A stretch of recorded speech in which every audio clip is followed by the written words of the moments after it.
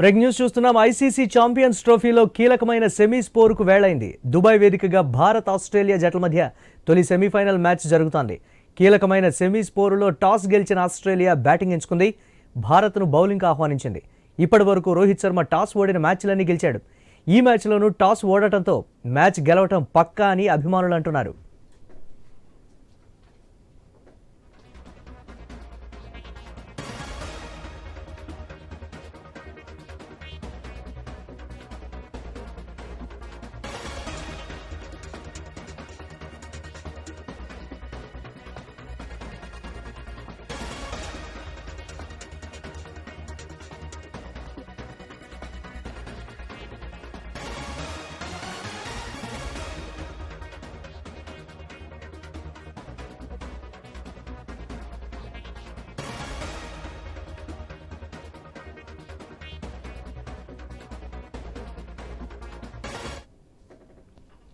Break news చూస్తున్నాం. ICC champions ట్రోఫీలో కీలకమైన సెమీస్ పోరుకు వేళైంది. దుబాయ్ వేదికగా భారత్ ఆస్ట్రేలియా జట్ల మధ్య తొలి సెమీఫైనల్ మ్యాచ్ జరుగుతోంది. కీలకమైన సెమీస్ పోరులో టాస్ గెలిచిన ఆస్ట్రేలియా బ్యాటింగ్ ఎంచుకుంది. భారత్ను బౌలింగ్కు ఆహ్వానించింది. ఇప్పటి వరకు రోహిత్ శర్మ టాస్ ఓడిన మ్యాచ్లన్నీ గెలిచాడు. ఈ మ్యాచ్లోనూ టాస్ ఓడటంతో మ్యాచ్ గెలవటం పక్కా అని అభిమానులు అంటున్నారు.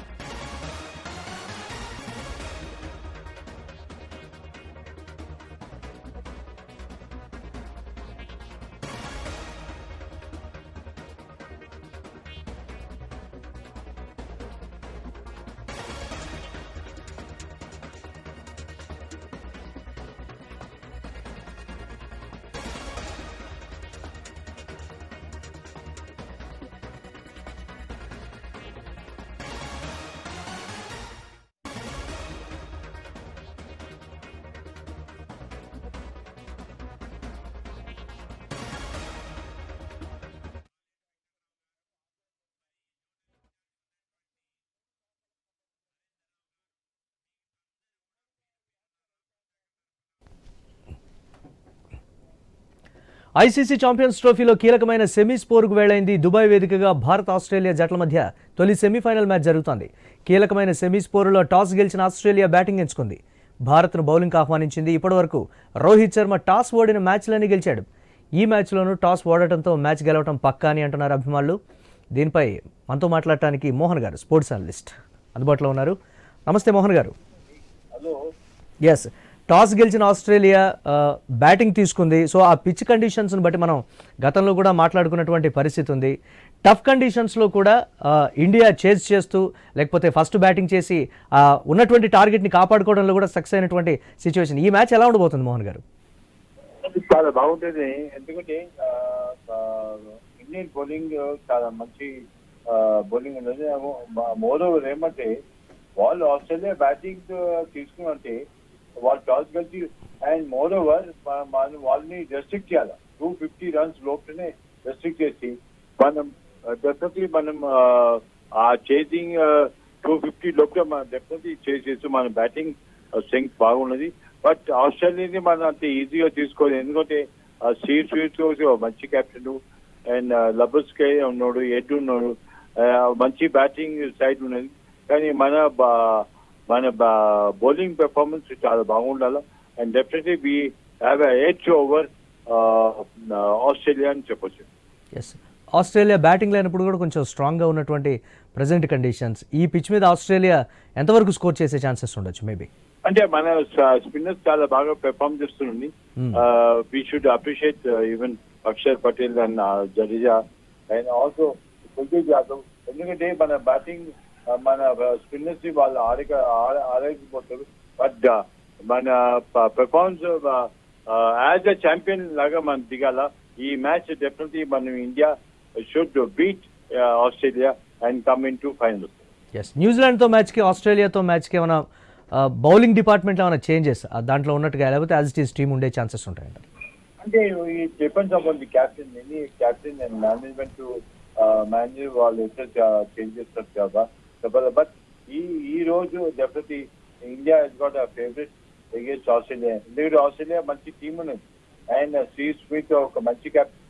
బట్ ఈ రోజు వాళ్ళు రెస్ట్రిక్ట్ చేసుకుని 250 runs లోపునే, అంటే 300 లోపునే రెస్ట్రిక్ట్ చేసి మనం డెఫినెట్లీ విన్ చేయొచ్చని నా అభిప్రాయం. రైట్, థ్యాంక్ యూ మోహన్ గారు, థ్యాంక్ యూ. రైట్ అక్క, తొలి సెమీఫైనల్ మ్యాచ్ ఇండియా ఆస్ట్రేలియా మధ్య జరుగుతోంది. టాస్ గెలిచిన ఆస్ట్రేలియా బ్యాటింగ్ ఎంచుకుంది, టీమిండియాను బౌలింగ్కి ఆహ్వానించింది. సో దీనిపై మరిన్ని అప్డేట్స్ మా ఇన్పుట్ ఎడిటర్ శ్రీకాంత్ అందిస్తారు. శ్రీకాంత్, ఏ విధంగా చూడాలి దీనికి సంబంధించి? ఇండియా ఫస్ట్ బ్యాటింగ్ తీసుకున్నా లేకపోతే సెకండ్ చేజింగ్కి వచ్చినా కానీ విన్నింగ్ పర్సంటేజ్ ఎక్కువగా ఉంది ఇప్పుడు దుబాయ్ పిచ్లో. సో ఏ విధంగా ఉండబోతుంది ఈ మ్యాచ్? ఆస్ట్రేలియా లైనప్ కావచ్చు లేకపోతే గత హిస్టరీ కావచ్చు, ఎలా చూడాలి దీన్ని? Murali, good afternoon. సో మొత్తానికి ఐసీసీ ఛాంపియన్స్ ట్రోఫీ 2025 లో ఎదురులేని ఒక జట్టుగా మాత్రం భారతదేశం టీమిండియా వెళ్తుందని చెప్పడం ఎలాంటి సందేహం లేదు. సో ఇప్పటికే వరుసగా అటు బంగ్లాదేశ్, పాకిస్తాన్, న్యూజిలాండ్ పైన నెగ్గి ఇవాళ దుబాయ్ లో ఆస్ట్రేలియాతో తలపడుతుంది. సో దీంట్లో భాగంగా అంటే ఈ టాస్ విషయం చూసుకుంటే కనుక ఇప్పటికి 2 సార్లు టాస్ ఓడిపోవడం జరిగింది. బట్ ఇండియా మాత్రం చేజింగ్ రావడం జరిగింది సార్. సో గతంలో కూడా ఒకసారి టాస్ ఓడిపోయింది, ఆ తర్వాత ఈసారి కూడా టాస్ గెలిచినటువంటి ఆస్ట్రేలియా జట్టు ఈసారి బ్యాటింగ్ ఎంచుకుంది. సో చేజింగ్ ఎట్లా ఉంటుంది, సెకండ్ టైం అంటే బౌలింగ్ తర్వాత బ్యాటింగ్ చేస్తే సెకండ్ టైం చేజింగ్ ఎట్లా ఉంటుంది అన్నది టీమిండియా కొంత ఫ్యాన్స్ లో కొంత ఉత్కంఠ మాత్రం ఉంటుందని చెప్పాలి.